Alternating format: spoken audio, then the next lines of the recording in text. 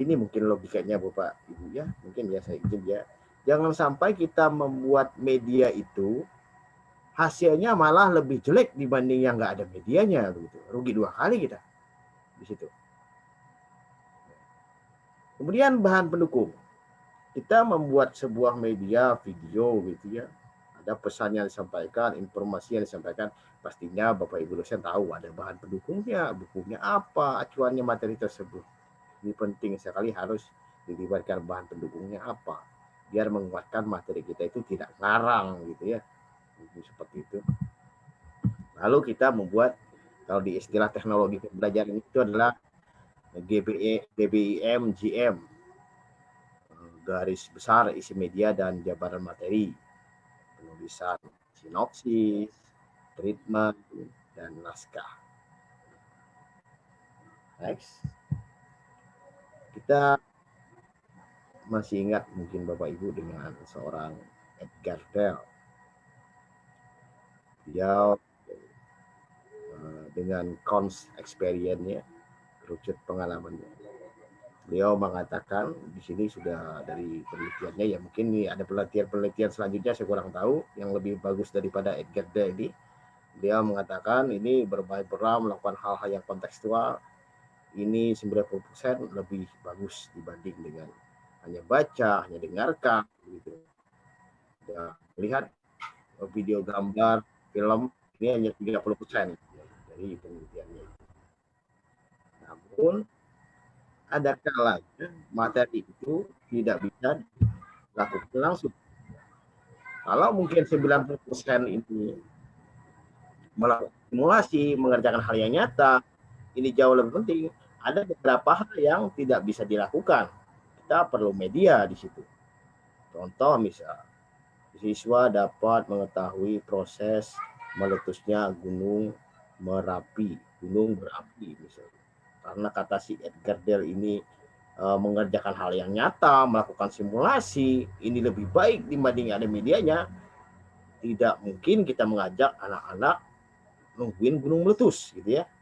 Pasti kita memerlukan media di situ. Jadi ada hal-hal yang harusnya langsung tapi tidak bisa dilakukan langsung karena berbahaya sekali. Atau kita tidak perlu belajar karena yang nyata ini lebih bagus, kata si Edgar Bell. Kita menunggu gunung meletus baru kita belajar tentang gunung meletus. Ini tidak berjalan pembelajaran kita jadinya. Jadi di sini kita bisa melihat bahwa Edgar Bell menyarankan yang langsung itu lebih bagus. Tapi ada kalanya kita harus memerlukan media, dikala yang langsung tidak bisa kita langsungkan. Perhatikan tujuan pembelajaran. Bapak Ibu semua, saya minta tolong ya, Bapak Ibu dosen semua ya. Bapak Ibu, ayo kita coba ya. Ada 4 tujuan pembelajaran ini, hanya percontohan saja Bapak Ibu. Walaupun tidak mengandung banyak, tidak lengkap unsur ABCD-nya, audience, behavior, condition, degree ya. Tapi kita bisa mengenali di sini yang mana yang perlu video, yang mana yang tidak perlu video.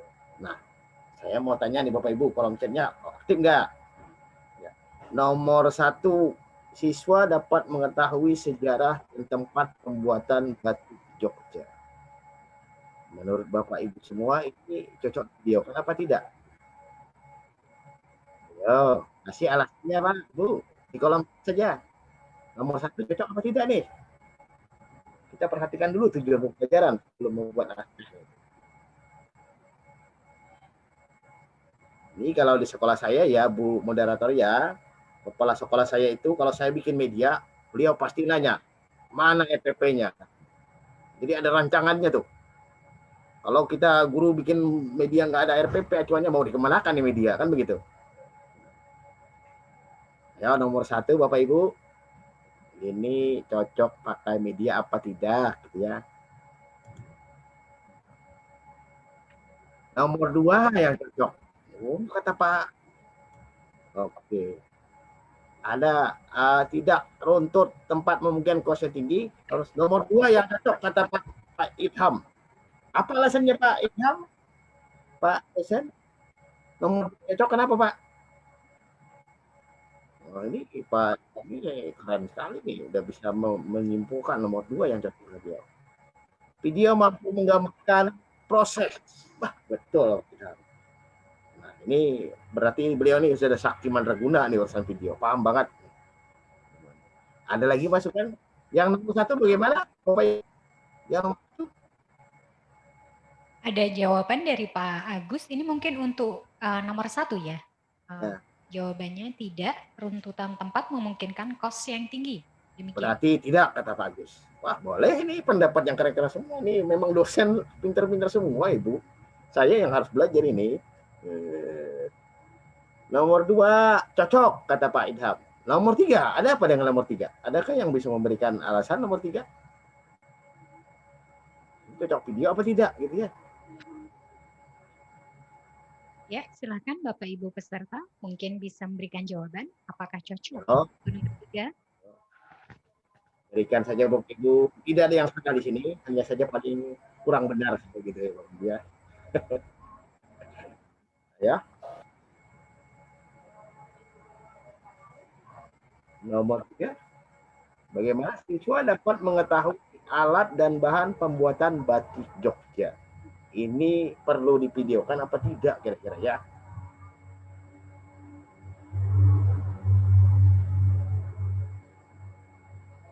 Adakah yang menjawab? Ya, Bapak Ibu dosen minta tolong ya Bapak Ibu ya, berikan pendapat terbaiknya.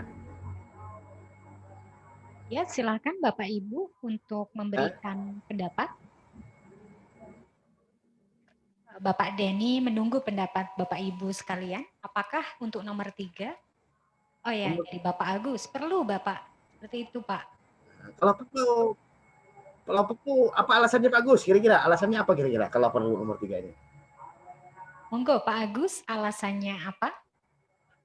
Ya, nah, ini yang langsung aja ya, verbal aja ya. Sharing saja ya Pak ya. Verbal aja ya. Ya, silakan. Ya, perlu karena di era modern sekarang ini mungkin untuk batik-batik terutama yang batik tradisional seperti itu orang muda atau anak-anak sekarang itu sangat awam terkait tentang alat dan bahannya. Sehingga kalau tidak diperlihatkan secara visual itu kan nggak terlalu jelas juga gitu. Iya, benar. Oke, bagus. Kita sepakati ya, Agus tadi menyatakan 2 dan 3 ini cocok video. Yang satu kata Pak Idham mengatakan nomor 2 cocok, Pak Agus mengatakan nomor 3 cocok, nomor 1 tidak sesuai kata Pak Agus. Jadi 2 dan 3 ini masuk di ranah tujuan untuk kita jadikan video. Itu menurut Bapak Ibu dosen yang keren-keren ini, yang hebat-hebat ini. Nomor 4, siswa dapat mengetahui tempat penjualan batik di Jogja. Mana dia penjualan? Di mana saja begitu. Ya, ada Pak, dekat pasar Pak, dekat pasar. Terus dekat terminal Pak. Ya, ini perlu apa tidak nih? Rumit sekali. Enggak susah-susah amat kan ya, Pak ya. Pendapatnya perlu pendapat ya. Biar kita memahami tujuan pembelajaran. Pak Idham, nomor 1, 3, dan 4 cukup dengan gambar dan teks. 1, 3, dan 4 cukup dengan gambar dan teks, kata beliau. Tidak perlu video. Boleh tuh. Usulan itu. Ada lagi? Nomor 4 bagaimana? Aduh, mana bunda-bundanya nih? Bu dosen, mana Bu dosen? Ayo, Ya, Bu dosen. Bapak Ibu, ada yang punya pendapat lain mungkin? Dosen, ayo Bu dosen. Tenang lah, Bu dosen. Tetap nilainya A, Bu dosen. Tetap tak masalah. A+. Itu. Ini bagus-bagus semua pendapatnya Pak Agus, Pak Disiram, bagus-bagus. Mungkin di sini memang sangat subjektif, Pak Denny, pendapat untuk mempertimbangkan apakah ini membutuhkan video pembelajaran atau hanya cukup skrip atau gambar. Kalau saya tadi boleh memberikan pendapat, saya merasa empat-empatnya bisa memerlukan sekali untuk video. Betul. Ingin memberikan bayangan atau pemahaman yang komprehensif untuk para siswa. Boleh nih, boleh itu.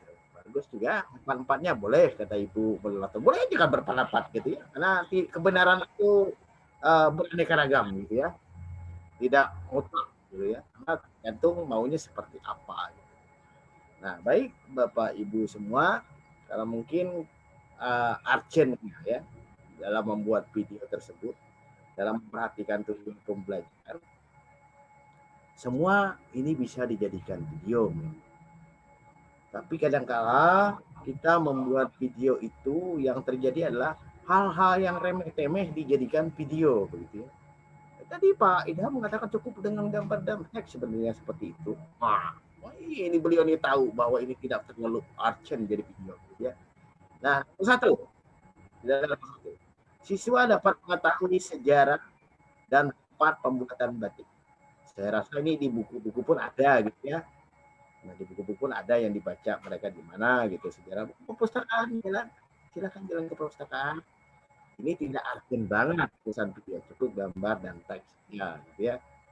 Tidak urgent, istilahnya kepentingan prioritasnya itu tidak banget, gitu ya. Kemudian nomor 2, siswa dapat menjelaskan proses pembuatan batik Jogja. Ini proses ini namanya proses. Ciri khas suatu video itu dia dapat mempersingkat proses ruang dan waktu. Ini karakteristik istimewanya seorang video, gitu ya. Jadi kalau kita mungkin langsung saja pada ini, siswa dapat menjelaskan proses pembuatan batik Jogja, tidak perlu pakai video, langsung saja pada ini. Ini berapa lama nungguin dari bikin awal motifnya sampai dia jadi, gitu ya. Itu berapa lama ya kira-kira? Kalau disuruh ngomongin siswanya di tempat pembuatan batik itu karena mulai prosesnya yang langsung lebih baik, ini sungguh membutuhkan waktu yang banyak, maka diperlukan video. Ini nomor 2, cocok, sepakat kita bikin video di proses ini. Karena lama proses itu, karakteristiknya. Misalnya juga siswa mengetahui proses penanaman padi sampai panen padi ini berapa bulan nungguin kalau mau langsung. Maka perlu media untuk mempersingkat ruang dan waktu. Bisa metamorfosis kupu-kupu juga, ini juga perlu sebuah animasi, sebuah video pasti seperti itu. Yang ketiga, siswa dapat mengetahui alat dan bahan pembuatan batik. Ini ketergantungan. Bagi sekolah yang memiliki alat dan bahan ini, boleh saja tidak ada video. Tapi kalau kayak macam-macam sekolah kayak sekolah saya di daerah ini, saya tidak bisa tidak pakai video ini. Ya, Bapak Ibu ya. Kenapa? Saya tidak punya alat dan bahannya ini. Anak-anak dia tahu yang mana cantik, yang mana apa istilahnya itu. Maka perlu media video-video ini untuk menunjukkan mereka alat itu. Sementara kalau membeli, ya kita kepakai apa enggak di sekolahan gitu ya. Beda kalau sekolah itu jurusannya kesenian gitu ya. Jadi 2 dan 3 ini cantik. 2 ini tepat sekali untuk dijadikan video. 3 ini ketergantungan. Kalau ada alat dan bahan langsung. Tapi kalau tidak punya, ada video, ya perlu divideokan. Dan yang keempat, ini juga tergantung kepada peserta didiknya, karakteristiknya.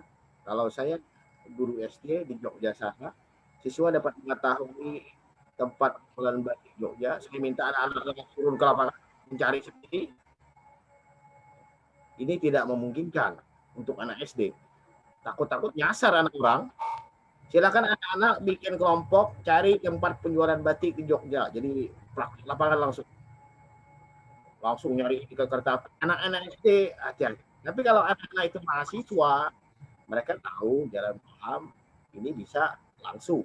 Maka kalau anak SD, saya cenderung melakukannya dengan video. Karena takutnya terjadi apa-apa. Mereka kalau suruh langsung ke lapangan, langsung mencari itu, survei ke lapangan. Kalau anak SMA SMK mahasiswa ini lebih bagus memang ke praktek lapangan 4 ini. Tergantung konteks siswanya ya. Jadi kita sepakati saja 2 dan 3 kita jadikan video. Untuk mengetahui ini bisa saja sih kalau kayak SMA mahasiswa ini mereka langsung ke lapangan, tidak perlu video, tidak apa-apa. Tapi kalau SD tingkatan rendah ataupun anak orang keamanan dan sebagainya, maka kita videokan. Jadi itu kesimpulannya. Yang lain apa salah? Tidak salah, pendapat tidak salah. Hanya saja kalau kita berbicara cara memperhatikan tujuan pembelajaran, memperhatikan kondisi anak didik, memperhatikan materi tersebut, memperhatikan karakteristik yang relevan untuk dijadikan video. Nah, kita next, Bapak Ibu. Nah, ini tidak bergerak. Ya. Ada apa nih bergerak Pak?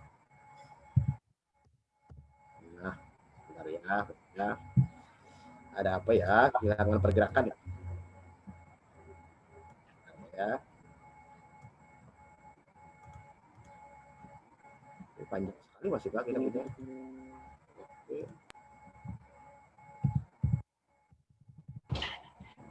Ini gara-gara lama tadi jadi apa ya? Tidak bergerak. Oke, saya ulang ya. Oke, dan next Bapak Ibu. Kemudian kita sudah tahu kelebihan video ini pastinya.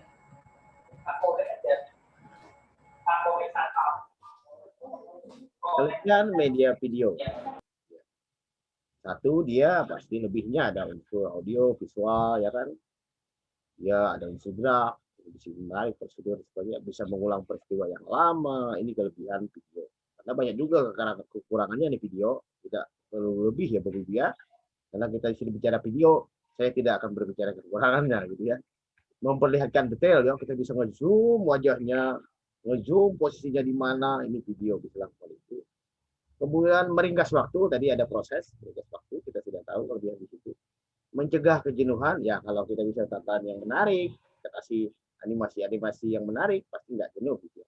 Membangkitkan emosi, berpelukan saat anak ketemu bapaknya, berpelukan, dibikin slow motion gitu ya, ini membangkitkan emosi yang menonton.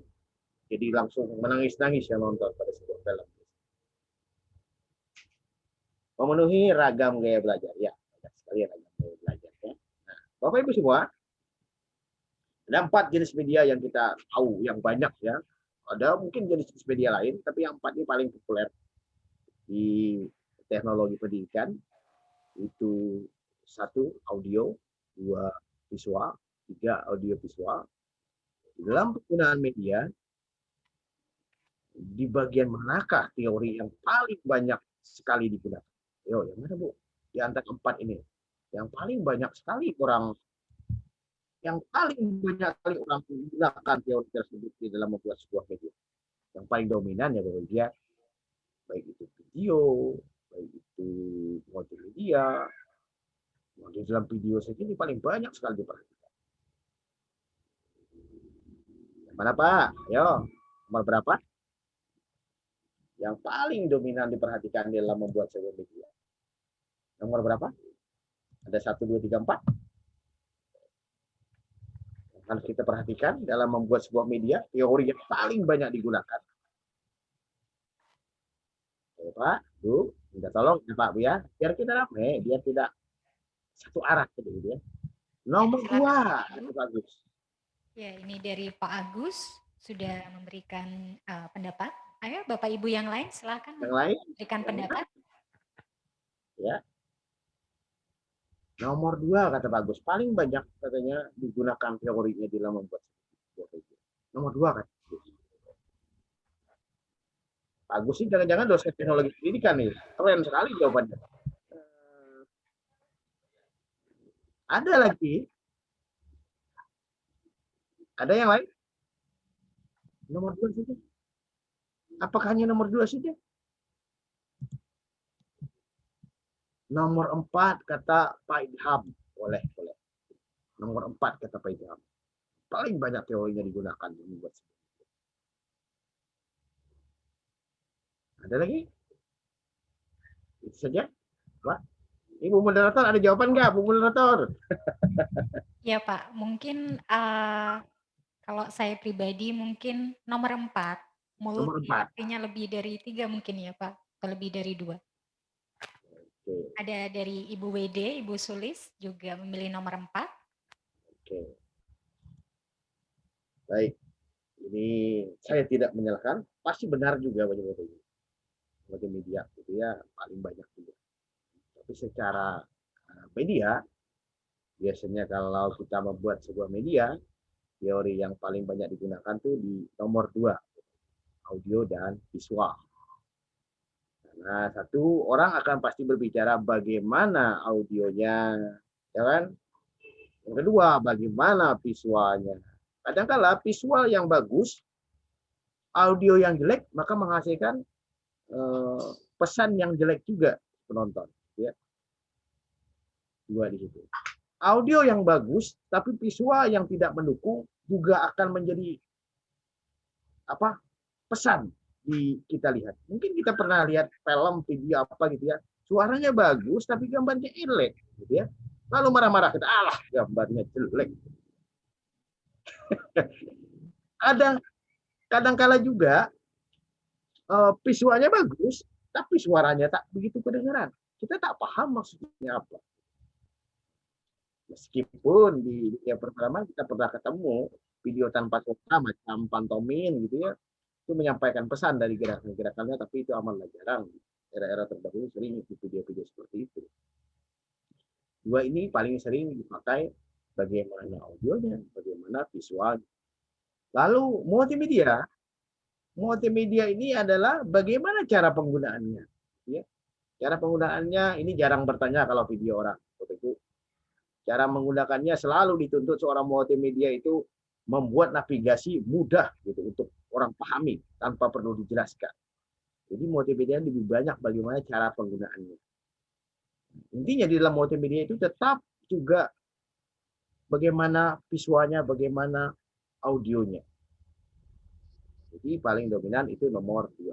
Tanpa menyalahkan nomor 4 ya Bapak Ibu ya. Tapi kalau kita bicara standar sederhana saja, orang selalu bicara audio dan visual itu selalu dibahas, Pak. Begitupun nanti video Bapak Ibu yang buat. Perhatikan audionya, perhatikan visualnya. Itu kuncinya sebuah video. Masalah nanti apa kelebihan video? Ya, sekali Bapak Ibu tersenyum di video tersebut, maka selamanya akan tersenyum. Bapak Ibu. Kalau mahasiswanya nanti banyak tanya, misal, Bu, udah saya nanya ini, nanya itu, 1 kali 2 kali kita mungkin sabar gitu ya, 3 kali, waduh nggak paham nih anak. Maka perlu video di sini. Kita silakan, nak ya, lihat video ibu ini. Nah, silakan diulang-ulang saja, karena video itu tidak pernah marah gitu ya, untuk diulang-ulang. Tapi kalau manusia, mungkin kayak saya Bu moderatornya 2-3 kali anak nanya itu terus nggak paham-paham, agak bete juga gitu ya. Ya bagus ya. Oke, kita next. Nah, ini penyakitnya nih. Kenapa nih tidak mau tidak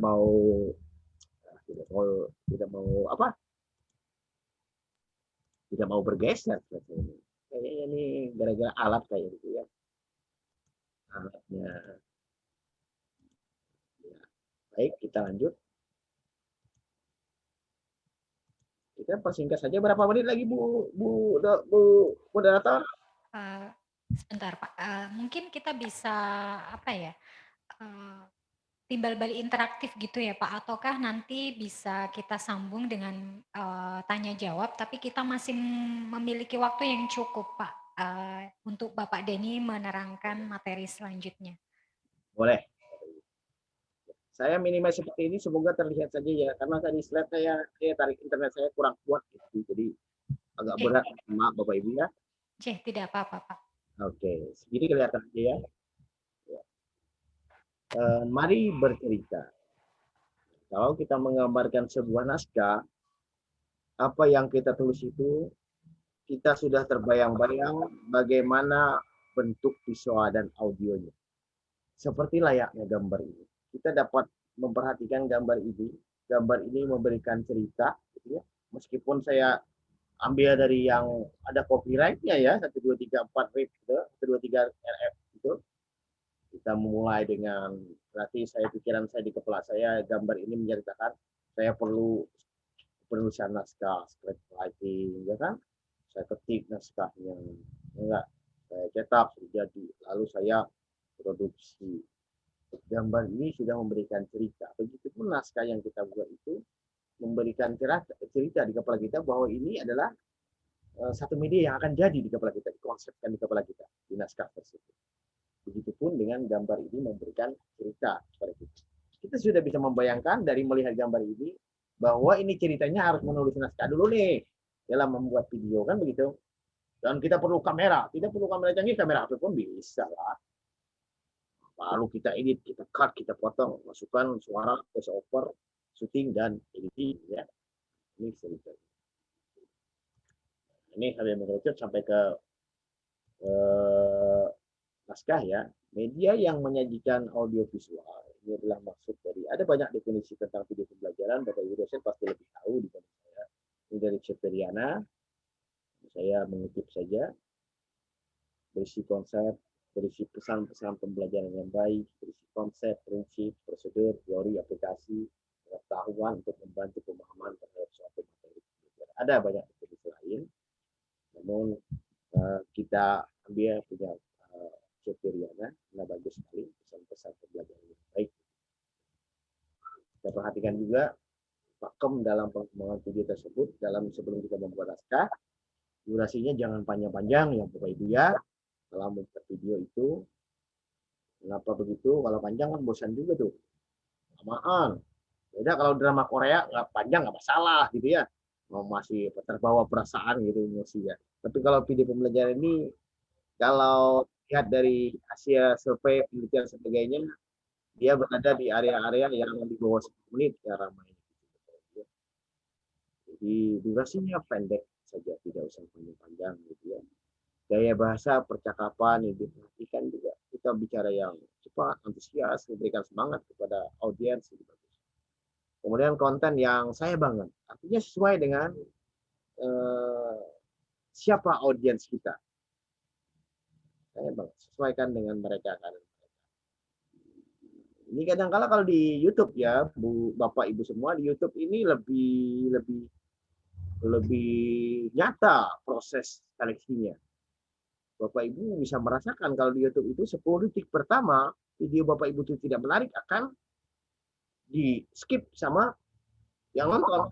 Ah jelek nih, ganti lagi sama yang lain. Tidak sampai habis mereka memperhatikan. Beda kalau mungkin kayak kita, kayak guru macam saya gitu ya. Anak-anak tolong perhatikan video Bapak. Bagus apa jelek disuruh memperhatikan. Tapi kalau Bapak Ibu masuk ke dunia media sosial, dunia internet, Bapak Ibu akan betul-betul diseleksi alam oleh pengguna internet. 10 detik pertama bila Bapak Ibu tidak menarik, maka akan skip semua mereka.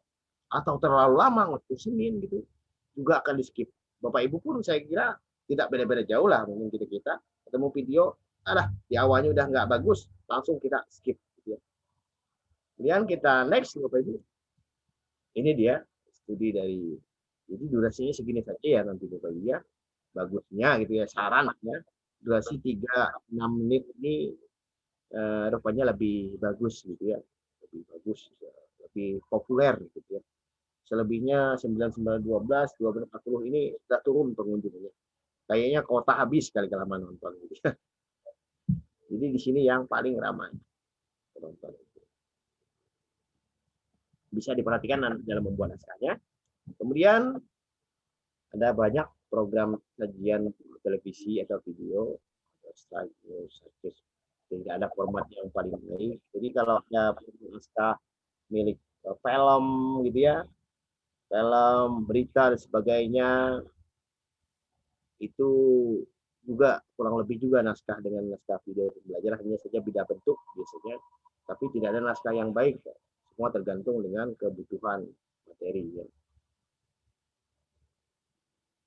Nah, ini adalah jenis-jenis video buat ibu semua. Ini jenis talking head, ini yang lagi tren, ya. Ini setengah badan seperti ini.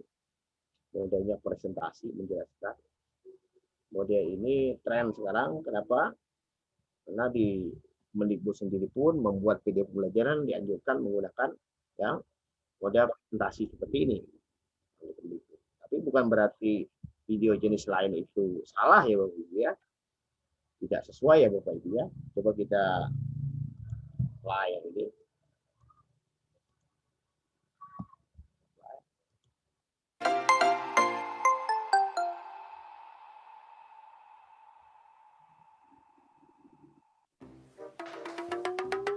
Ya, terus. Op. Kiri dikit. Iya. Siapa ya? Oh, mau pesen apaan? Tumpeng. 100. Gak kebanyakan tuh. Iya. Oke, sip. Parkir bang? Parkir. Duit mau dateng. Siapa tuh yang nelfon? Pak Zulkifli. Zulkifli. Iya, Ngapain dia? mau mesen tumpeng 100. Tumpeng mini. Ya. Ukurannya berapa, Bang? Kira-kira segini sih. Kerucut. Kira-kira berapa liter beras ya buat bikin 100 tumpeng mini? Waduh, Bang, kita mah kagak tahu, Bang. Kita kan nggak pernah bikin nasi tumpeng, Bang. Ah, kan abang suruh ngitung, bukan bikin. Yalah, Bang, udah capek ini kita, Bang. Dari tadi kerja.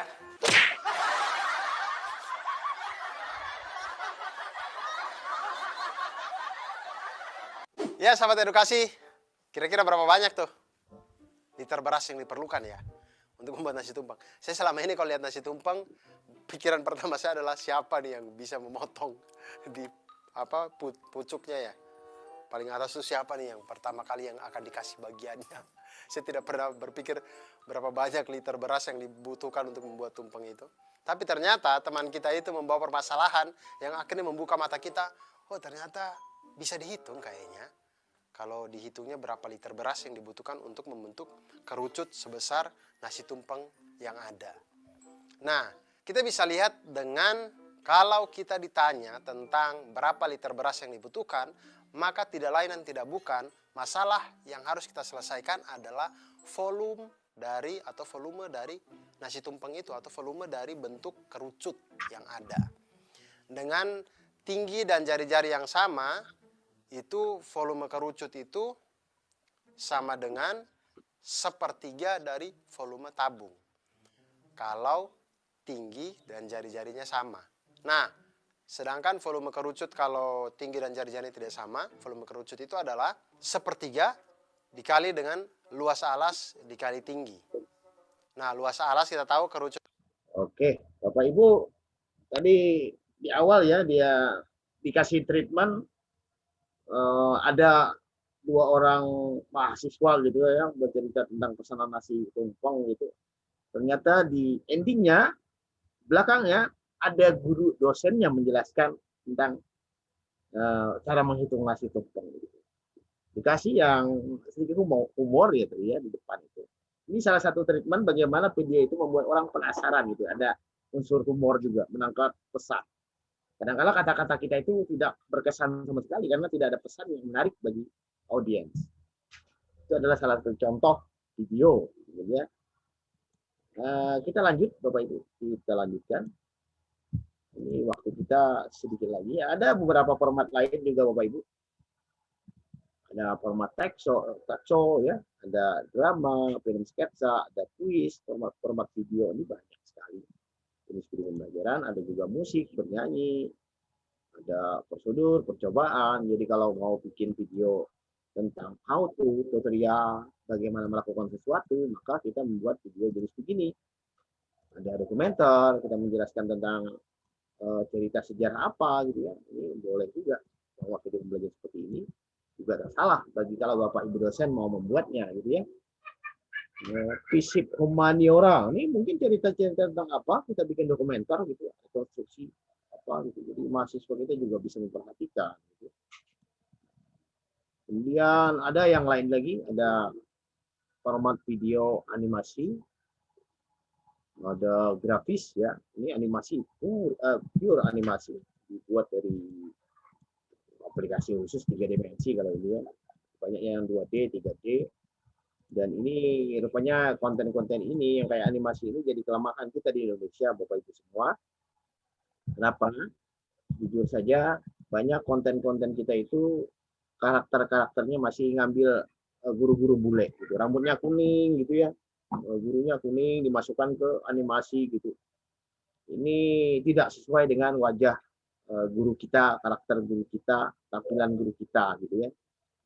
Saya pernah berpikir dulu andai kata semua guru bisa menggambar sendiri gambar gurunya seperti apa, siswanya seperti apa, Indonesianya dapat gitu ya.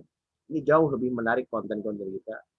Selebihnya saat ini kita memang masih bisa memanfaatkan saja untuk membuat seperti itu memang jarang.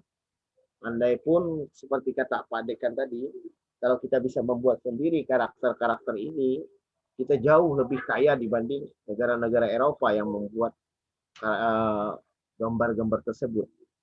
Kita punya berapa suku. Kalau mau bikin gambar-gambar seperti itu, di Jogja saja berapa suku kita punya. Ya, ada pakaian adat, pakaian adat. Kalau kita bisa gambar sendiri itu sungguh besar aset digital gitu. Sayangnya kita masih belum sampai ke sana, hanya sebagian sudah bisa gambar sendiri. Ini animasi yang paling dibutuhkan, gambar-gambar ilustrasi vektor. Ada juga video yang mode pembelajaran, classroom teaching, kita mengajar di kelas, dijelaskan lagi. Dan ayo kita mulai, saatnya menulis naskah. Itu punya alasnya itu adalah Ya. Kita akan menulis naskah gitu ya.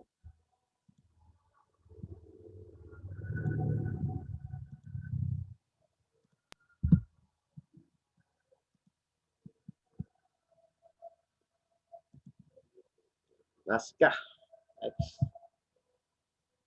Ada beberapa tahapan sebenarnya dalam membuat sebuah media itu, dalam sebuah naskah itu sebelum kita mengeksekusi menjadi sebuah produk. Kalau di kampus saya sekolah, saya kuliah itu mungkin sama juga kayak di UIN Sunan Kalijaga ya. Yang repot itu bagi saya adalah membuat naskahnya dibanding membuat medianya.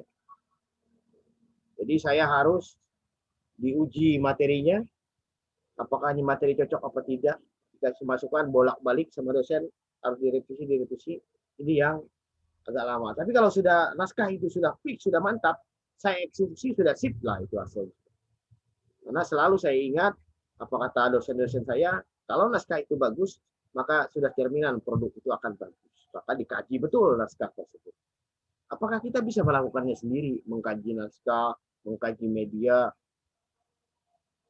Kalau memang dari segi formanya harus ada tim-tim pengkaji materi, tim pengkaji media, begitu ya. Tapi kalau sendiri single factor banyak dilakukan oleh kawan-kawan guru, kawan-kawan dosen juga banyak melakukan itu. Dia tulis, dia kaji materi sendiri, dia menguasai materi itu, dia mengkaji media sendiri. Ini bisa saja dilakukan sendirian gitu. Tapi bagusnya memang ada dua tim itu. Kalau di mahasiswaan saya selalu bertemu dengan pengkaji materi dan pengkaji media dalam membuatnya. Saya tidak bisa saya kaji semuanya. Kenapa? Karena patut diberikan arahan, diberikan masukan agar ya ini bagus. Tapi kalau saya sendiri di sini bikin, saya tidak punya pengkaji materi, pengkaji media, saya kerjakan sendiri. Kalau ada lebih bagus. Nah, sumber ide yang saya dapatkan biasanya materi-materi pembelajaran yang diambil sesuaikan dengan mata kuliah Bapak Ibu semua ya. Kemudian ada di luar materi saya dapatkan juga ide-ide dari lingkungan, sekolah, masyarakat, bahkan dari internet juga saya cari itu, diajak juga cari ide itu uang sih. Daur ulang ide lama boleh cari-cari di referensi YouTube sebagainya. Kita bisa membuat ide yang begitu. Dan ini saya jadikan naskah. Kita lihat, jangan pernah mempunyai ide ini ada sebuah tips Bapak Ibu ya, silahkan nanti dibaca. Ini dia memilih topik ini esensial, penting, hakiki buat kita semua. Kemudian krusial, menarik, best practice, story jadi kalau memberi topik yang menarik, yang esensial, gitu ya, krusial, gitu, dan dibutuhkan banget. Ya, ide itu tidak dari saya, Bapak Ibu yang punya ide, dari sharing dari mana gitu ya, Bapak Ibu punya ide masing-masing. Nah ini struktur naskah video. Satu, salam pembuka, ada persepsi, masalah nyata, kontekstual, materi inti, suatu tujuan indikator, evaluasi, peningkatan, kesimpulan, dan salam penutup. Ini di GBIM sudah ada, saya juga sertakan contohnya. Nah, ini naskah. Naskah adalah dokumen kerja untuk memproduksi film atau video, disusun mendetail dengan format dan istilah-istilah baku sehingga mudah. Contoh, isi naskah harus film. Isi naskah harus film. Uraian dalam naskah harus membuat setiap orang membaca bisa membayangkan film atau video. Jadi kalau membuat naskah nanti, usahakan orang lain itu saat membaca paham maksudnya itu bagaimana diarahkannya. Mana nih arahnya. Ini saya sering dikontrol masalah ininya Bapak Ibu. Jadi naskah saya itu tidak jelas penggambarannya mau kemana. Ini sering sekali di revisi di sini. Nah, naskah juga ini ada screenplay. Yang enggak ini Bapak Ibu ya. Jadi ada dua format Bapak Ibu yang biasa digunakan di perfilman itu sering digunakan format psikolog kayak sinetron gitu ya. Dalam sekolah itu format naskahnya satu kolom margin ya. Jadi, kalau kita klik ini kalau di bidang pendidikan ini lebih menggunakan format dua kolom untuk naskah contoh naskah. Tapi ya ini fiksi, drama, film itu menggunakan format satu kolom. Seperti itu. Ini adalah tahapan pengembangannya dari sinopsis, treatment, seperti mendaki saya ya. Sinopsis dulu, treatment, naskah, jadi 3 macam ini. Ini dia. Kalau kita membayangkan sebuah pembelajaran itu, ini membuat video membangun ibarat membangun sebuah gedung. Satu bangunan itu adalah film dan videonya kita anggap. Itu. Kemudian desain eksteriornya itu naskah. Kita naskah dulu. Eksterior dan interiornya naskah. Naskah. Kemudian strukturnya itu adalah treatmentnya. Apa saja isinya treatmentnya di situ. Struktur bangunannya, batu, besi, baja, sebagainya. Kemudian ada fondasi dan sinopsis. Saya izin dulu ya, Bu moderator. Karena di sini lagi aja. Izin dulu sebentar, karena lagi aja.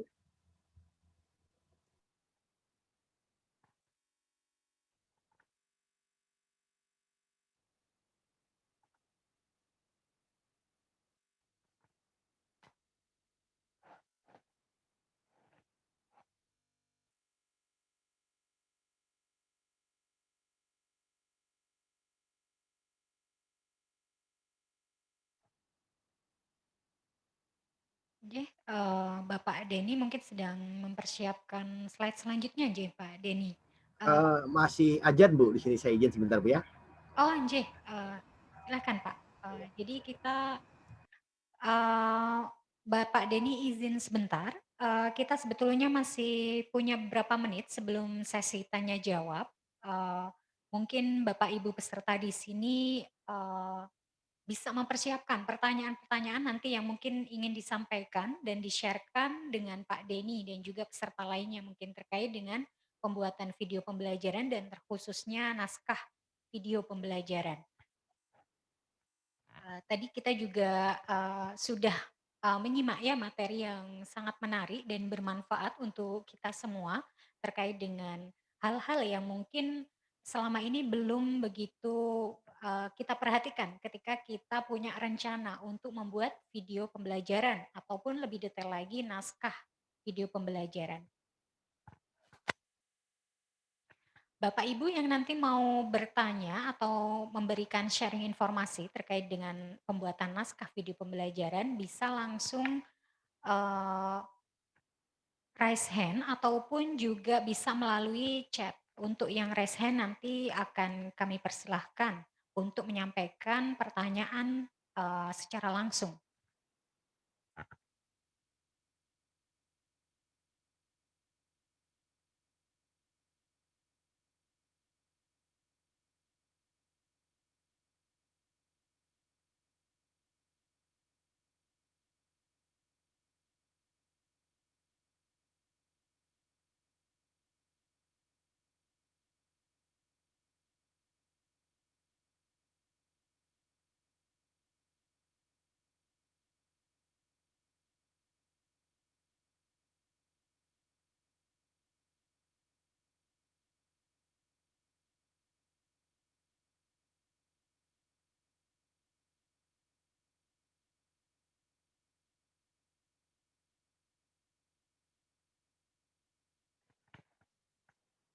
Oh ya, Bapak Denny sudah bergabung dan mungkin memang ada kealpaan dari saya sendiri sebagai moderator tidak realize bahwa ada perbedaan waktu ya Pak Denny.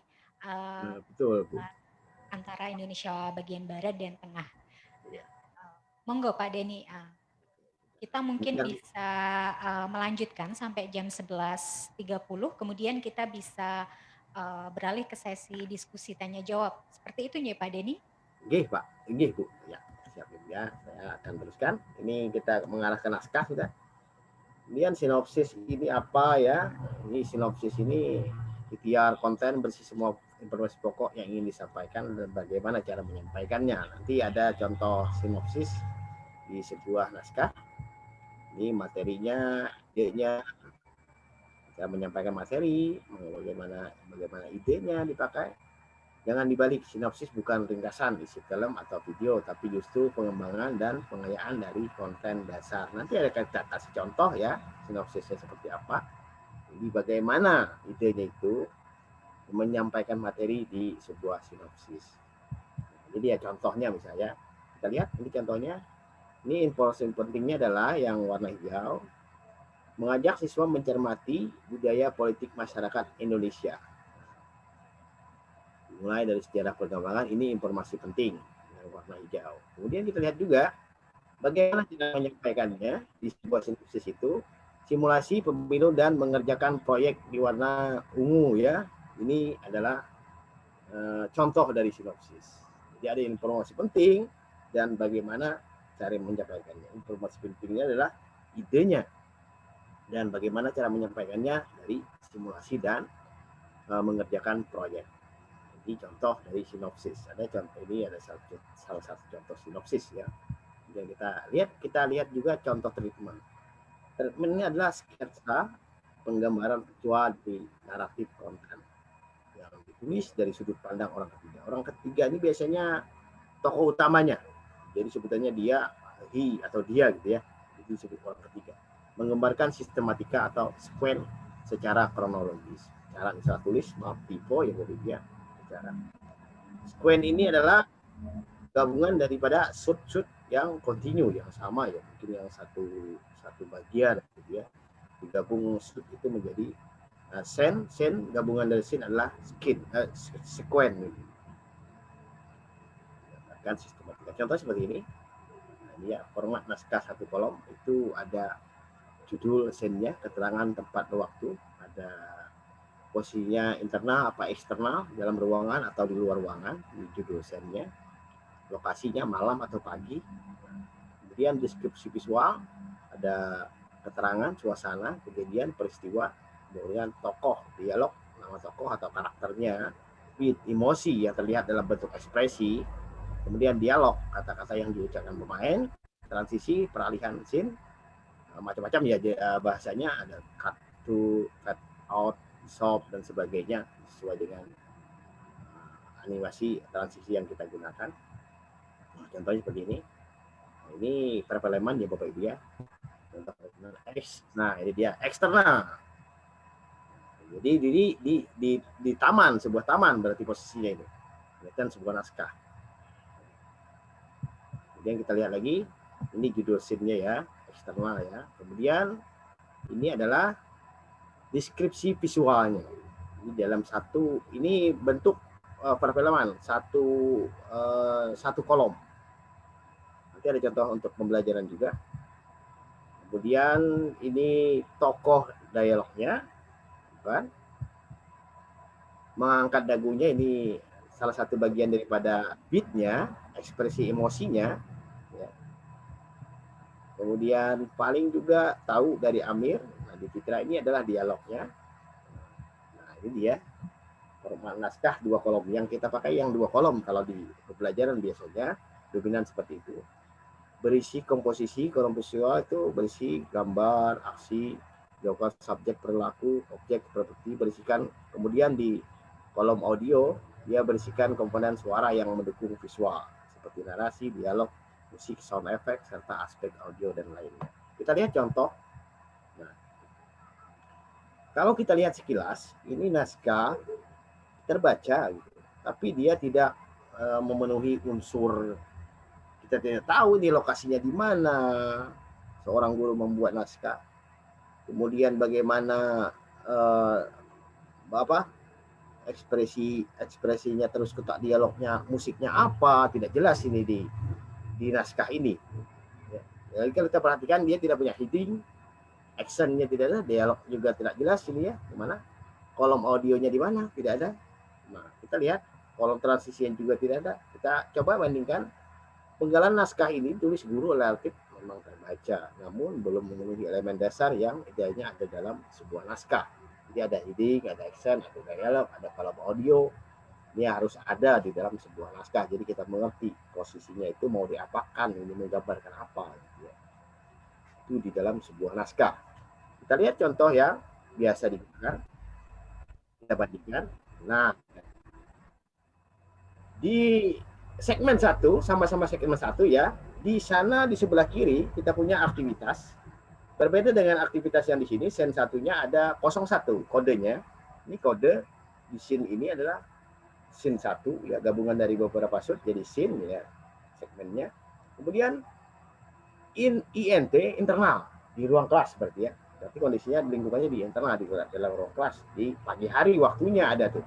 Nah, kalau di sini kan tidak punya nih, tidak punya aktivitasnya, cuma ada kosongan saja. Di mana lokasinya, di ruangnya kapan, pagi apa siang. Kemudian di sini ada musik juga. Nah, ya. Nah, kita coba telah kita bedah yang punya segmen ini, yang 01 ini adalah elemen dasar sebuah naskah. Nah, dia. Formatnya 2 kolom, ada format video dan audio. Oke. Heading scene-nya ada di 01 internal di dalam ruangan. Di ruang kelas kondisinya waktunya adalah pagi hari, ada tempatnya waktunya, tempatnya di ruang kelas, waktunya adalah pagi. Nah, itu sudah kita bisa gambarkan, kita bisa baca itu. Kemudian ada actionnya, mereka setengah terangkat, lengan mereka setengah terangkat, ada actionnya di situ, di dalam deskripsi itu ada action. Siapa dan sedang apa ada di situ. Kemudian di sebelah kanan di audio itu ada musik ilustratif, jadi sungguh berbeda dengan yang ini tadi ya. Nah, yang ini tadi sungguh berbeda, tidak ada sama sekali elemen dasar itu. Nah, kalau kita lihat di sini musik ilustratif, musik gembira, musik apa gitu yang disesuaikan. Kemudian ada siswa bersemangat gitu ya. Ini ada karakter ekspresi spesifiknya, bersemangat.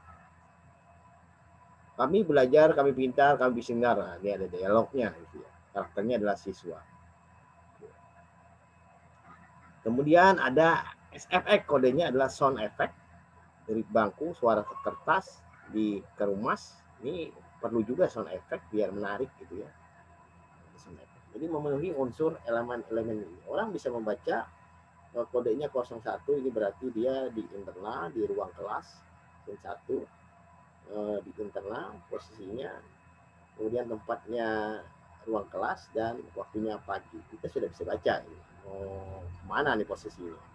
Sebuah video, sebuah naskah. Kemudian musik-musik kita tahu musik apa yang mau ditemukannya dan apa ekspresi spesifiknya karakter-karakter ini. Dan di bawah ada di soft, ini ada transisi yang perbedaan pergantian scene selanjutnya. Oke, next. Ini ada by location ya kan 01. Itu dia, kita lihat. Ini dia. Tahap penulisan naskah itu ada sinopsis. Tadi sudah saya contohkan sinopsisnya. Kemudian ada treatment, penyiapan materi, ada sinopsis yang memuat jumlah scene, yang deskripsi penokohan, adegan, dan settingnya. Kemudian naskahnya berisi urutan adegan, dialog, penokohan, setting, visualisasi, dan elemen audio yang dibutuhkan. Jadi ya, ingat, intinya menulis naskah bukan berarti memindahkan isi buku ke dalam teks naskah. Ya. Konsep audio visual yang kita angkat ini, ingat konsep audio visual seperti contoh-contoh ini. Saya pun juga menyediakan contohnya ya Bu ya di Word formatnya, kerangkanya saja. Nanti Bapak Ibu bisa disesuaikan dengan ketentuan pembuatan naskah ini. Siapapun nanti di perfilman dimanapun selalu dituntut yang model yang seperti ini. Ada kita kasih kode ini bebas-bebas aja nih. Mau kodenya mau berapa? Ini sesuai ketentuannya. Kalau kita mau mulai scene pertama 01 ya di internal, kalau dia eksternal di taman XT berarti kodenya di sini di ruang kelas. Ini seperti inilah contoh-contoh naskah yang kita buat. Pasal menulis naskahnya seperti apa, Bapak Ibu pasti tahu alur ceritanya itu milik Bapak Ibu, ide-ide seperti apa menceritakan bagaimana nih video ini, alur ceritanya bagaimana. Begitu Bu Mundarto, saya kembalikan dulu, sudah 11.34 kita lihat dulu, saya kembalikan untuk ke tanya jawab dulu. Oke. Ya, terima kasih Bapak Denny atas materi dan juga sharing ilmu yang sangat bermanfaat dan mencerahkan ya untuk kita semua, khususnya kalau saya personal memang karena belum memiliki kapasitas dan juga pengetahuan di bidang bagaimana itu pembuatan video pembelajaran dan juga naskahnya.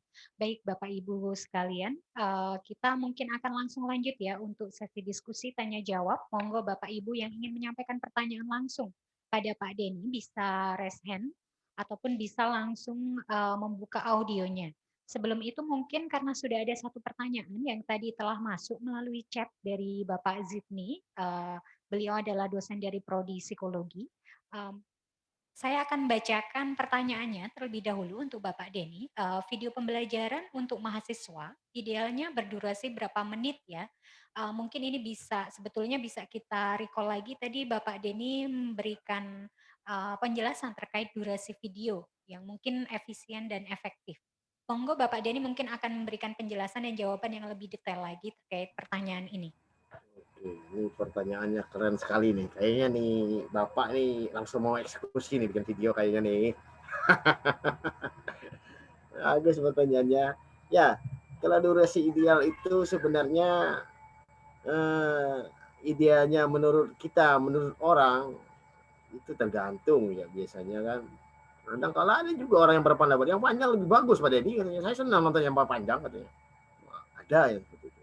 Tapi kalau kita berkaca dari penelitian, dari ceknya di YouTube sebagainya, pengguna-pengguna YouTube sifat perilakunya, terus penelitian yang saya tunjukkan selalu berada di durasi 3 sampai 6 menit. Itu yang paling top gitu, yang paling populer gitu ya. Makanya nggak salah tuh. Instagram, TikTok itu ramai sekali pengunjungnya karena videonya pendek-pendek gitu ya. Sekilas namun memberi kesan gitu. Tapi ada juga video itu panjang, banyak video panjang yang menarik. Hanya saja kalau kita mau bicara mengikuti trendingnya penelitian, trendingnya user di lapangan, kita masih berada di area 3 sampai 6 menit. Bisa juga sampai 7 menit tidak masalah. Tapi di bawah 10 menit lah itu. Seperti itu Bu Moderator. Pertanyaannya salut di Pak dosen, keren nih. Ya, baik. Terima kasih Pak Denny atas jawaban dan juga penjelasannya terkait dengan durasi video pembelajaran yang baik dan efektif itu seperti apa. Jadi kita sudah memahami antara 3 sampai 6 menit, itu refer pada bagaimana riset dan juga selama ini evaluasi video-video pembelajaran mungkin di YouTube dan juga video-video yang mungkin non pembelajaran juga kita lihat trendingnya itu ternyata tidak video yang terlalu panjang justru seperti itu ya. Baik, mungkin Bapak Ibu peserta yang lain silakan monggo untuk yang mau menyampaikan pertanyaan selanjutnya. Kami masih memiliki waktu yang cukup. Monggo Bapak Ibu. Silakan Pak Bu, tapi jangan sulit-sulit ya Pak Bu ya pertanyaannya ya. Nanti saya bingung nih dosen-dosen ini ilmu pengetahuannya luar biasa semua. Saya yang harus belajar ini. Kita sama-sama belajar Pak. Kami memiliki manfaat sekali dari materi Bapak. Monggo Bapak Ibu, kami masih menunggu partisipasi Bapak Ya. Ibu. Via voice bisa Mbak Sapik. Yes, silahkan monggo ini untuk Bapak keterampilan Agus. mengetik saya itu Siap. berkurang. Monggo Pak. Ya. Pak Denny, saya pengen tanya mungkin ada tips khusus gitu untuk kita. Kalau saya lihat di Google itu kan profil Pak Denny itu selain guru, selain praktik, berarti kan mempraktikkan juga di kelas seperti itu, video-video yang sudah dibuat seperti itu. Tuh, mungkin kan di sini kita tidak memiliki keterampilan yang sangat ahli lah seperti dalam hal editing dan sebagainya di video itu. Mungkin Pak Denny punya tips khusus untuk kita yang pemula ini. Kiranya pengen mengawali dalam pembuatan video itu yang dilakukan apa mungkin itu. Untuk pemula ya Pak Denny ya, karena kita yakin kita bukan orang yang desain grafis dan sebagainya yang bagus untuk membuat video-video yang menarik seperti itu. Tadi kalau kita dengarkan 10 detik di awal di YouTube itu kan menentukan video itu lanjut untuk ditonton atau tidak. Lah, sebagai pemula itu untuk membuat video yang menarik itu seperti apa? Mungkin yang pertama itu Pak Denny. Untuk yang kedua mungkin kita sadari bahwa mungkin video pembelajaran itu kan pesaingnya itu kan kayak Atta Halilintar dan sebagainya itu kan. Nah itu bagaimana untuk Pak Denny itu bertahan dalam konten edukasi ini di tengah terpaan video-video yang hello guys dan sebagainya itu bagaimana mungkin itu karena itu kita terus terang ini banyak sekali dosen yang menjadi YouTuber akhir-akhir ini di pandemi ini itu lihat itu di postingannya itu view-nya ya tidak terlalu banyak, subscriber-nya itu ya paling antara 50 sampai 100 lah itu mungkin berapa persen 0,00% Atta atau mungkin YouTuber-nya itu berarti kan melihat ketertarikan dari dunia maya itu untuk konten-konten edukasi itu kan masih berkurang itulah untuk meningkatkan sisi itunya seperti apa. Dan yang terakhir mungkin Pak Denny, mungkin pemerintah kita kan kurang pro juga terkait tentang bagaimana media terutama visual edukasi ini untuk bisa diakses ke semua orang. Ini terlihat pada kuota itu. Kuota itu kita susah untuk mengakses YouTube dan sebagainya. Mungkin media-media yang kalau mengunggah di YouTube juga sangat berat sekali seperti itu. Gitu. Kuota kita itu kebanyakan kalau beli 60 giga itu yang 40 giga itu media sosial gitu. Yang notabene itu tidak bisa dipakai untuk YouTube. Nah, untuk merubah itu, karena ini kan kalau dalam video yang sudah jadi itu oke lah udah jadi. Mau media apa yang kita lakukan itu ya tergantung kita. Nah, adakah strategi dari Pak Denny untuk beralih gitu, umpamanya dari yang orang familiar itu ke YouTube, kita beralih ke media sosial karena itu tadi pro kebijakan kuota yang dilakukan itu tidak pro dengan edukasi, tapi pro-nya ke media sosial, seneng-seneng media. Itu kan kita terkenal dengan netizen yang luar biasa menghabiskan waktunya ke lambe turah dan sebagainya, tidak ke konten-konten edukasi kan seperti itu. Kira punya tip mungkin Pak Denny, monggo Pak Denny. Baik, ini pertanyaan bagus nih, bagus sekali. Saya senang mendengar pertanyaannya nih. Orang ini kekinian banget nih, Bu Moderator, tahu banget nih sampai lambe turah. Iya ini, bagus sangat. Kita... Monggo Pak Denny. Ya, baik. Ini pertanyaannya yang menarik. Saya jadi ingat pengalaman saya yang lalu gitu ya. Apa yang membuat saya bertahan? Kita sadari Bapak Ibu semua, di pendidikan ini jarang ada konten yang viral gitu ya. Berbeda sungguh seperti kayak politik sebagainya. Kita mungkin mana ada pendidikan yang kayak sebesar politik ya. Informasinya itu viralnya paling ada bantuan dana bos gitu ya, bagus ya. Itu terus guru honor diangkat jadi CPNS, itu yang viral, tunjangan naik, itu yang viral. Itu pun hanya beberapa saat, beda sama konten-konten politik. Kita sering tenggelam dengan konten politik, bagus. Jujur ini keadaan kenyataan kita di lapangan. Kita selalu tenggelam dengan konten politik. Terlebih kemarin di masa-masa 2019 kemarin, betapa saya rasakan dampaknya politik ini membunuh pendidikan bukan main. Berita hoax begitu mudah menyebar, sehingga guru-guru ikut juga jadi politikus semua. Ini yang ikut juga jadi politikus, bagus, keren sekali kan guru-guru itu kan. Share-share juga gitu ya. Oh, di kubu kawan-kawan saya itu awalnya blogger-blogger bedang, blogger-blogger bidang pendidikan, mereka pindah ke bidang politik, bagus. Enggak lagi mau menjadi konten pendidikan. Ngikut karena dia ramai politik gitu ya. Disebarkan ke kubu A tentang ini, dibikin menghasut, bikin panas. Si rame di-share, diakses sama orang, itu cepat sekali banyak duit. Ini tuntutan di dunia maya ini, mereka nyari duit di bagus. Nah, sejatinya pun kalau Bapak Ibu lihat saya bermain di internet ini, kita cari ya berita tentang saya ini. Ini di Tribun News pernah memberitakan saya di tahun 2016. Inilah profil blogger Kalimantan yang hasilkan 70 juta rupiah per bulan gitu ya. Ini banyak catatan-catatan tentang saya. Dari JPNN juga pernah nuliskan gitu ya tentang bagaimana saya di dunia maya tetap konsisten di pendidikan. Ini di UPSON juga pernah menuliskan gitu ya, banyak sekali yang menuliskan tentang saya, tentang penghasilan saya di internet gitu ya. Nah, bagus, bagi saya jujur ya, pekerjaan terbaik itu adalah konsisten dengan pekerjaan yang ada. Ya. Apa ya Inggrisnya ya? Great your job, keep consistent with your job. Kan istilah seperti itu. Nah, saya hanya bisa terus mengembangkan apa yang saya punya di pendidikan ini. Karena saya tidak bisa kalau bahas tentang kemahasiswaan, saya nggak ngerti Pak Agus. Saya cuma menguasai materi saya, apa yang saya ampu gitu. Di situ saja saya berputar-putar. Saya tidak akan pernah berani membahas yang lain gitu ya, jika saya tidak menguasainya. Karena pengunjung akan menghukum sendiri, Pak Denny salah itu penjelasannya. Karena saya setengah-setengah bisanya. Atau saya tidak mengetahui, tapi saya coba-coba menjelaskan. Ini saya takut satu jadi gitu. Jadi saya konsisten saja dengan materi yang saya punya, yang saya bisa, yang saya kuasai gitu ya. Itu satu. Saya coba kembangkan, saya lihat juga punya orang yang tren-tren itu seperti apa gaya mereka videonya gitu. Saya coba modifikasi ke konten saya yang pendidikan gitu ya, ke bagian saya, biar dia lebih menarik tapi tidak merusak unsur pendidikannya. Tidak perlu pakaian-pakaian yang tidak sesuai kan. Nah, jujur Bapak Agus, Pak Bu Moderator, dan Bapak Ibu dosen, konten Islam, konten religi ini agak jujur lemah gitu. Kita terlalu dibanjiri konten-konten yang negatif ya Bapak Ibu ya, di dunia maya ini. Kita terlalu dibanjiri konten itu. Hanya kita-kita ini yang sebenarnya mampu, karena untuk melakukan filter itu, saat ini pun Pak Jokowi kemarin beberapa hari yang lalu berpidato, saya lihat di televisi. Ayo banjiri dengan konten-konten pendidikan dan sebagainya, begitu omong Pak Jokowi di pidatonya.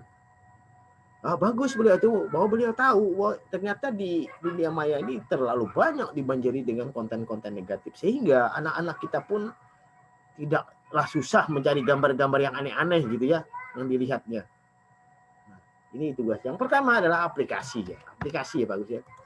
Aplikasi dalam membuat video untuk pemula, Bapak Ibu semua, tidak ada aplikasi satupun yang bagus, yang hebat ya. Bapak Ibu, saya mungkin banyak aplikasi macam-macam di sini ya, lihat banyak sekali. Tapi kalau untuk pemula ya Bapak Ibu, saya katakan tidak ada aplikasi yang hebat kecuali kita yang menguasainya. Buat apa kita install aplikasi yang berat-berat di laptop tapi kita tidak bisa menggunakannya? Satu dulu itu. Apa yang kita kuasai aplikasinya, itulah maksimalkan. Karena kreativitas tidak bergantung pada hebatnya sebuah aplikasi kadang-kadang. Tapi bagaimana kita meracik aplikasi itu. Kadang-kadang saya lihat punya kawan saya bikin video nih bagus, pakai HP aja saya dieditnya, tapi wah cantik sekali, keren sekali, kayak profesional gitu. Itu adalah dari kreativitas. Jadi jangan mentang-mentang di laptopnya Adobe Premiere Pro, ini pasti keren nih editingnya kan gitu ya. Tapi nyatanya dia tidak bisa menggunakan. Nah, tidak tahu fitur-fiturnya penggunaannya, malah menyusahkan. Lebih bagus apa yang kita punya, apa yang kita kuasai, disitulah yang kita maksimalkan. Selebihnya kalau kita mau meninggalkan kompetensi kita sambil lirik-lirik juga yang lain, apa lebihnya nih, kan begitu ya. Tapi kalau untuk memulai, saya lebih cenderung menyarankan tidak ada aplikasi yang terbaik selain apa yang kita kuasai. Gitu ya. Itu Pak Agus mungkin tips dari saya yang saya lakukan gitu ya Pak Agus ya. Yang kedua, saya paham politik ini ada komunitasnya. Guru-guru pun ada komunitasnya, dosen pun ada, semua punya komunitas. Kalau konten kita pengen trending di bidang punya kita, maka kita bergabung dengan komunitas-komunitas itu yang khusus. Jika saya membahas tentang sekolah dasar di komunitas dosen, tentu tidak akan laris konten saya. Tidak bakal dilihat dosen. Ada ini bicara sekolah dasar, dosen ini mahasiswaan, fakultas, sebagainya kan. Mata kuliah dia. Kalau saya bicara sekolah dasar di komunitas dosen, maka saya mencari rekan-rekan di dunia itu yang semua guru sekolah dasar, semua guru-guru yang sekolah gitu. Jadi setiap konten yang saya share yang terupdate terbaru, mereka pasti menarik karena sesuai pula dengan bidangnya gitu. Bukan memaksa untuk asal-asal pilih teman, tidak. Tapi maksudnya adalah bergabung di sebuah komunitas saja. Kalau untuk pribadi ini kita bebas mau berteman sama siapa. Tapi kalau grup, saya cenderung memilih grup-grup yang intinya saya juga belajar di situ dengan mereka. Itu yang kedua, sehingga konten saya itu masih bisa bertahan, masih bisa bersemangat itu karena saya lemparnya, share-nya ke orang-orang yang pendidikan semua. Tapi kalau jujur, pengaruh politik ini membuat yang pendidikan pun pengen beralih gitu ya, jadi politikus semua, jadi DPR semua kali ya. Ini sempat tenggelam blog saya itu Pak Gus, jujur adalah hoax itu banyak sekali. Ada yang benar sih, tapi banyak juga yang hoax Pak Gus. Saya paham betul kelakuan YouTuber, kelakuan blogger itu. Mereka cari duit, bikin judulnya meledak-ledak gitu. Seolah-olah iya gitu, padahal deskripsinya beda. Orang akan tertarik langsung ngeklik membaca. Padahal isinya nggak ada seperti itu kalau kita baca cermati betul-betul. Tapi dibikin judul yang mengada-ngada, framing ya istilahnya itu. Yang berbahaya nih Pak Agus dan kawan-kawan, dikala judul yang seperti itu, orang yang malas, literasinya malas, sehingga dia baca judul sudah percaya begitu. Ini yang berbahaya, terbawa bicara ke warung-warung. Seperti ini, tapi tidak baca deskripsinya. Ini lemahnya kita di situ. Jujur saya pun kalau mau bohong-bohong judul seperti itu ya, tapi saya pikir dosanya itu loh. Seumur hidup bagi saya. Di internet itu kita seperti hutan rimba, Pak Agus. Hutan belantara, kadang ketemu ular, ketemu singa, ketemu harimau, komennya kadang nggak enak-enak gitu ya. Komen anonimus bilang apa ini itu, nggak ada lampunya sama sekali. Harus ditata seperti apa, tapi itulah kita seperti kita di hutan rimba, ketemu semut, ketemu gajah, itu bukan hal yang masalah, hanya saja kita di pendidikan kita bijaki, kita sikapi dengan bijak kata-kata seperti itu. Itu yang saya lakukan di aplikasi. Saya cenderung menggunakan dalam mula-mula itu apa yang saya kuasai. Kemudian saya suka lihat video-video orang, Pak Gus. Saya lihat video-video orang, bagaimana orang membuat. Saya contoh kayak Atta Halilintar ini kan dia begitu kreatif mungkin ya kalau kita lihat Atta Halilintar. Kemudian juga sering-sering mencoba gitu ya, melihat panduan-panduan. Sekarang apa yang tidak bisa dijawab YouTube tentang panduan, kan sedikit-sedikit tanya ke Google gitu ya. Kalau kita mau mendalamin saja tidak menutup kemungkinan. Buktinya saya yang dari kampung ini banyak berguru dari Google, bisa mengetahui. Ini tidak ada khusus pelatihan seperti layaknya kerennya di Jogja sebagai kota pendidikan. Saya di sini kalau mati lampu, matilah sinyal bagus, nggak bisa apa-apa lagi. Pelatihan pun jarang, jujur. Andai kata saya kuliah di Surabaya itu, kuliah di Surabaya itu internetnya tanpa batas, enak sekali, tanpa kuota unlimited ya. Singapura ini pakai Telkomsel Pak Gus ya. Saya hampir nggak tidur Pak Gus, mencari informasi, terus mencari update, enak sekali ternyata di kondisi sarana seperti ini. Lengkap sekali kita kalau kita mau belajar.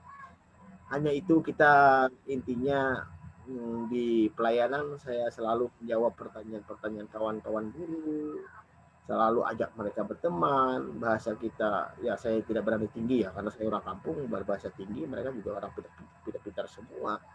Saya selalu merendah, menceritakan apa yang saya lakukan, saya bagikan, dan dari situlah tertanam sebuah komunitas, saling share, saling berbagi satu sama lain.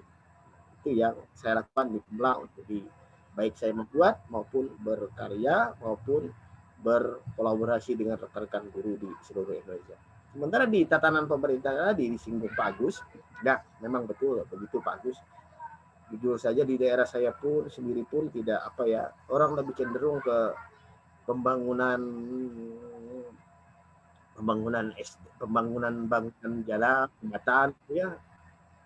Mungkin ya kalau di pendidikan ini kayak konten-konten edukatif dan sebagainya, apalagi di atas kita jujur bagus, banyak generasi-generasi tidak ada ya, generasi oportunis yang tidak mau tahu dengan TIK, cuek-cuek saja, tidak mendukung dengan TIK banyak, sekarang masih kita bukan daerah. Namun saya tidak ingin mencampuri urusan yang pemimpin. Apa yang saya bisa lakukan dengan kawan-kawan guru, saya coba bermain dengan satu-satu bertatap muka, mereka ajak berkelompok. Ya, walaupun tidak didukung daerah, tidak apa-apa. Yang penting saya bisa mengajarkan ke kawan-kawan. Itu saya berbagi dan di situ saya bikin komunitas bagus. Jadi jangan heran saya datang ke sini bertambah lagi nih pengunjung kan begitu ya. Pengunjung blog saya, kenapa? Saya promosi juga blog saya di sini loh gitu kawan-kawan. Kita bergabung di sini di Facebook. Saya ngisi materi di Papua, di Sulawesi, mana-mana. saya selalu sampaikan ayo kita berteman di sini. Jadi ini menambah follower.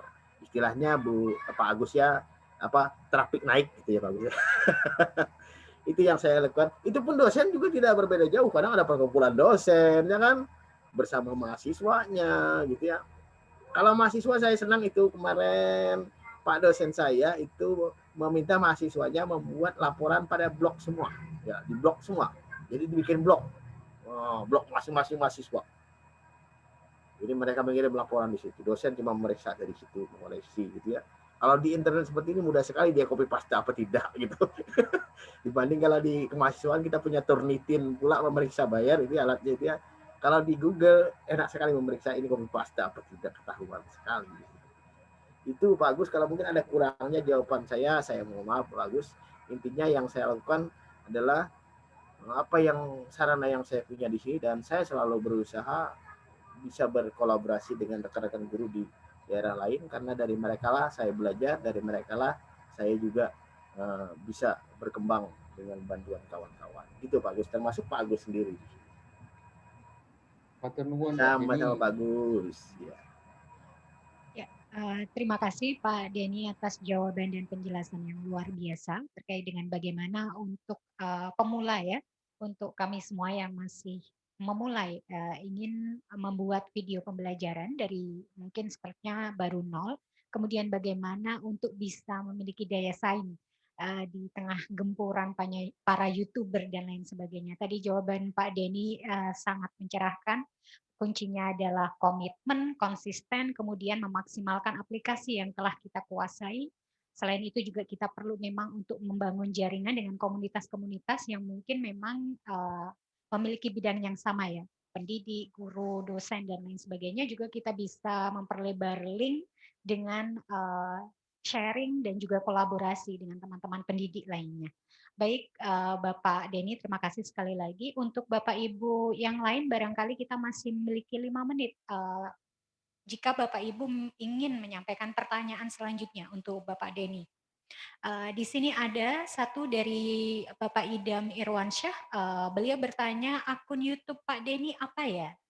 Silakan Pak Denny, barangkali bisa diinfokan akun YouTube Pak Denny.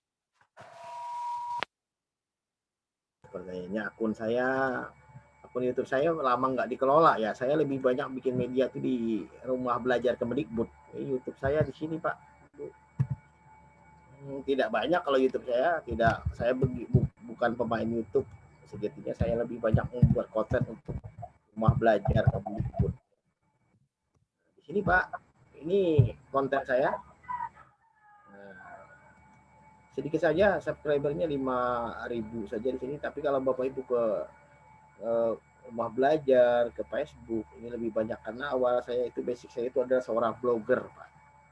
Jadi kalau YouTube ini hampir saya nggak terus, tapi ada banyak video saya yang saya buat ya di YouTube video. Nah, contoh ini di video. layar sepertinya belum tertampil. Belum kelihatan Bu ya? Belum, baru search saja di YouTube, tapi belum tertampil nama akunnya. Ini kelihatan ya?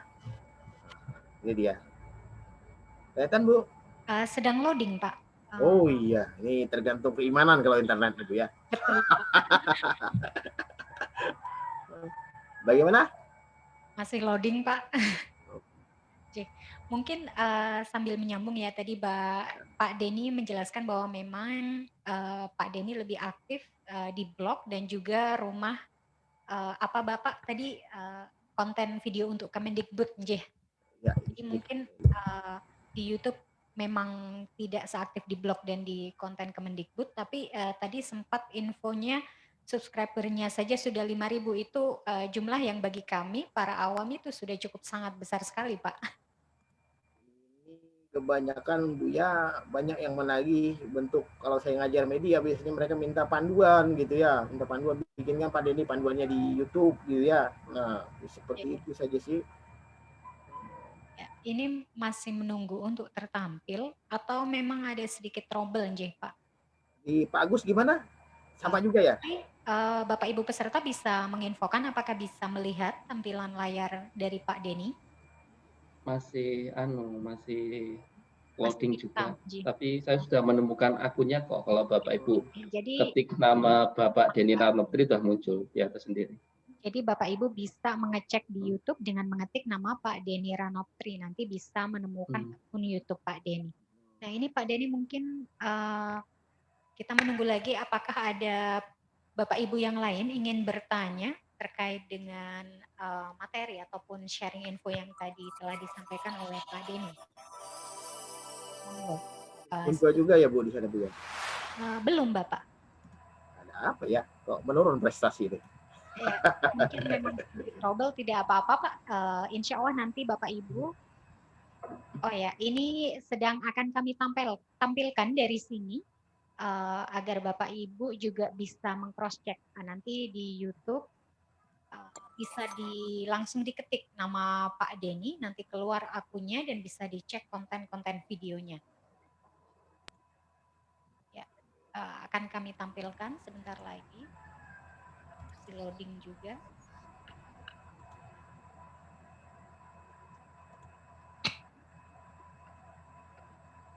Terima kasih juga untuk Pak Agus yang sudah men-share link YouTube Pak Denny. Ini bisa langsung diklik bagi Bapak Ibu yang ingin mampir ya di akun YouTube Pak Denny. Nah, berikut kita bisa saksikan ya Bapak Ibu semua akun YouTube Pak Denny.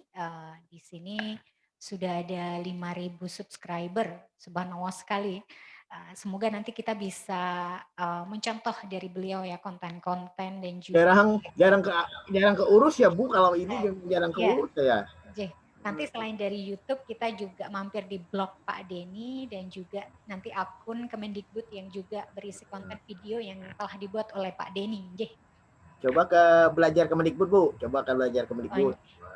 Silakan bisa dibantu di ketik akun belajar Kemendikbud. Ya, belajar rumah belajar gitu ya. Rumah belajar Kemendikbud. Web Pak dia. Oh di web. Oh iya. Ya. Di web ternyata Bapak Ibu. Rumah belajar Kemendikbud. Ya, ntar saja. Masuk ke portalnya itu. Nah, di situ saya banyak bikin karya Bapak Ibu. Ke sumber belajar disumbangkan ke sini lebih banyak Bapak Ibu karena luar biasa bermanfaat gitu ya. Bapak Ibu silahkan nanti bisa juga mampir di website belajar.kemendikbud.go.id untuk bisa menikmati video-video yang menjadi hasil karya Bapak Denny yang juga telah di-sharekan melalui Kemendikbud ini. Mungkin seperti itu ya Pak. Sumber belajar Pak, geser ke bawah Pak, sumber belajar ya. Ya, baik Bapak Ibu, adakah Bapak Ibu yang lainnya ingin menyampaikan pertanyaan sebelum kami tutup? Jika tidak, mungkin saya sendiri Pak sebetulnya ingin mungkin 1 menit saja sebelum ini acara ditutup.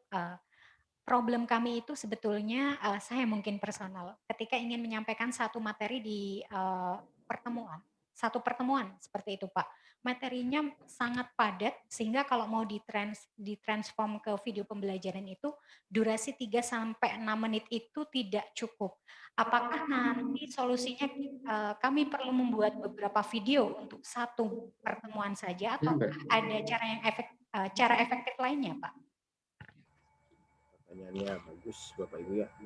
Memang video itu yang bagus kalau pembelajaran Bu ya. Saya udah coba ke siswa saya paling banter indikatornya cuma 2 Bu satu video saya itu.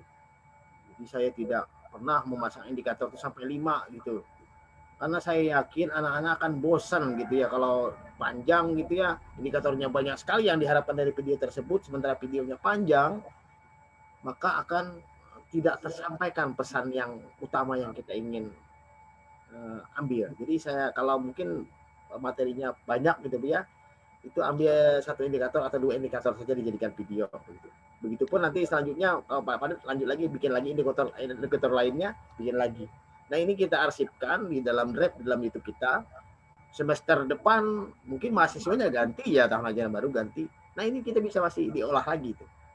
Ya, yang jadi masalah ini kan cara kita mengajar, cara kita menyampaikan materi ini bisa lebih nyaman gitu ya. Karena yang berubah di antara kita tuh kebanyakan dominan ya. Ini mahasiswanya yang berganti kebanyakan ya. Dulu Siti namanya ya kan, Sekarang terganti sudah endang masih yang baru. Cara penyampaian kita sama aja gitu. Tapi kalau dengan video itu kita bisa menggunakan video. Kalau kita ada kesibukan, apalagi kayak dosen banyak sekali kesibukannya. Nah, silakan anak-anak mahasiswa lihat video di bisa dipelajari di sana. Bikin kesimpulannya dan presentasikan. Wah, ini asik nih kan ya, mengurangi kita aktivitas kita banyak bicara. Kadang-kala kan di tiap orang itu beda-beda pemahaman. Dengan video ini bisa diulang-ulang sama mereka. Oke. Jadi saran saya sih Bu ya, bukan saya lebih cenderung paling banyak memasang satu video itu 2 indikator saja. Jadi pasti tidak panjang gitu. Tidak panjang-panjang amat gitu ya. Saya bikin lagi agar pesan itu tersampaikan dengan baik. Gitu Bu ya saran saya. Ya, baik. Pak Denny, terima kasih atas jawabannya. Sangat membantu. Nanti barangkali saya dan teman-teman yang lain juga ingin membuat video, tapi permasalahannya tadi ya, materi terlalu banyak sehingga memang hanya perlu memasukkan beberapa indikator saja, 1 atau 2 agar videonya tidak terlalu panjang dan tidak membosankannya. Terima kasih Pak Denny atas ilmu dan juga wawasan pada siang hari ini. Nah, Bapak Ibu yang saya muliakan, akhirnya kita berujung pada acara pada siang hari ini. Alhamdulillah acara telah kita lalui dengan lancar. Sekali lagi kami ucapkan penghormatan sebesar-besarnya untuk Pak Denny telah berbagi dengan kami dan juga memberikan ilmu ya bagi kami semua. Baik Bapak Ibu, tanpa mengulur waktu, mungkin saya kembalikan kepada MC. Sebelumnya secara personal saya mohon maaf yang sebesar-besarnya jika ada kesalahan baik disengaja maupun tidak dari saya sebagai moderator pada siang hari ini. Baik, saya tutup dengan wassalamualaikum warahmatullahi wabarakatuh. Saya kembalikan pada MC. Silahkan. Pak Denny, terima kasih ya Pak Denny sudah memberikan banyak ilmu pada kita. Sama-sama Pak Dekan. Izinkan saya jadi mahasiswanya Pak sekali-kali Pak. Saya pengen juga nih kuliah di Sunan Kalijaga nih Pak. Ambil program S3 ya. Amin. Nanti saya ke sana kuliah. Makasih banyak Pak Dekan, Bapak Ibu dosen. Mohon maaf saya sekali lagi tidak ada rasa mengurangi rasa hormat saya kepada Bapak Ibu semua. Saya diminta untuk berbagi cerita saja ya Bapak Ibu ya, saya izin, mohon maaf ya. Silakan Bu Host. Pak Dekan, makasih Pak Dekan.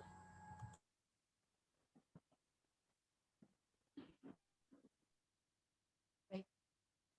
Terima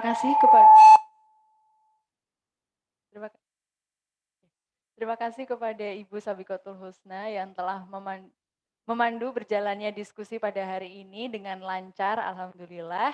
Dan juga terima kasih kepada Bapak Denny Ranoptri yang telah membagikan ilmunya kepada kami semua, luar biasa sekali pemaparannya. Dan juga masih dalam suasana Hari Raya Idul Fitri, kami segenap panitia mengucapkan minal aidin wal faizin, mohon maaf lahir dan batin. Saya Risa Insan selaku pembawa acara beserta kru yang bertugas pamit undur diri.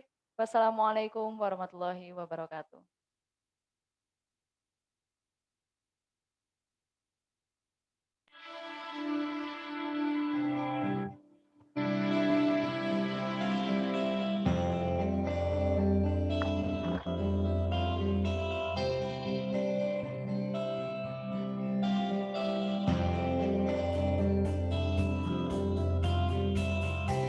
Selamat datang di Fakultas Ilmu Sosial dan Humaniora Universitas Islam Negeri Sunan Kalijaga, Yogyakarta.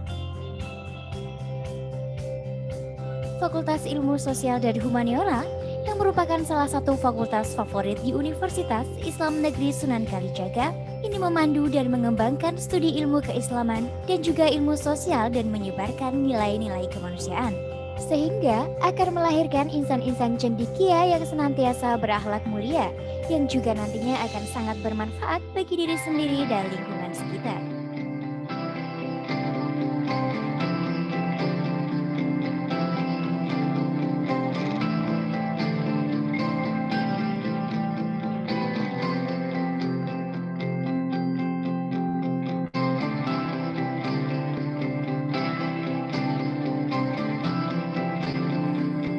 Fakultas Ilmu Sosial dan Humaniora memiliki 3 program studi yang menunjang ilmu keagamaan dan juga ilmu sosial dan kemanusiaan, antara lain program studi psikologi, program studi sosiologi, dan program studi ilmu komunikasi.